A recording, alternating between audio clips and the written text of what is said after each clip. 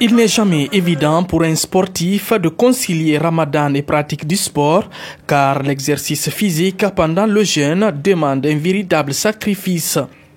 C'est surtout durant les 10 premiers jours que le sportif doit être vigilant lors de ses entraînements, car l'organisme doit être face aux modifications de son rythme de vie.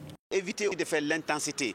Si quelqu'un n'a pas mangé toute la journée, l'organisme qui réclame l'énergie ne peut pas s'adapter. L'intéressé peut tomber, il peut avoir les fractures, il peut avoir autres maladies. Au lieu de perfectionner, au lieu de former, tu es là pour déformer. Maintenant, le sportif qui n'est pas en jeûne peut avoir l'énergie, il peut prendre des médicaments, il peut boire beaucoup, facilement qu'il gagne. L'absence d'hydratation au cours de l'entraînement, la baisse de vigilance sont les principaux facteurs susceptibles de se manifester au cours du jeûne et de réduire la performance physique durant le Ramadan. Pratiquer le sport en période de jeûne, il y a l'aspect hygiénique important qui est aussi un élément indispensable. Il faut savoir doser l'accessibilité des repas. L'énergie qu'on a perdue dans la journée. Il faut absolument être hydraté. Il faut avoir suffisamment d'eau. On boit beaucoup plus qu'on ne boit d'habitude. 1,5 litre dans la journée.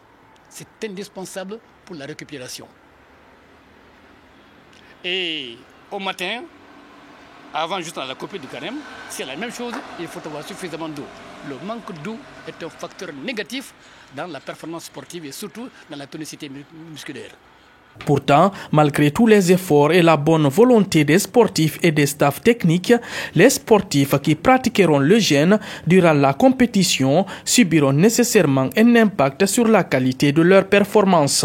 Le sportif qui ne mange pas, qui ne boit pas, plutôt qui ne prend pas les boissons, n'est-ce pas? Ce sportif est dérangé par une perte d'énergie. Or, c'est l'énergie qui parle en matière d'entraînement, en matière de compétition. Quand on perd l'énergie, quand on perd les graisses, quand on perd le sucre, il est difficile de croire à une performance sportive dans les conditions normales. De jeûner et de pratiquer le sport si le sport qu'on pratique est un sport de performance.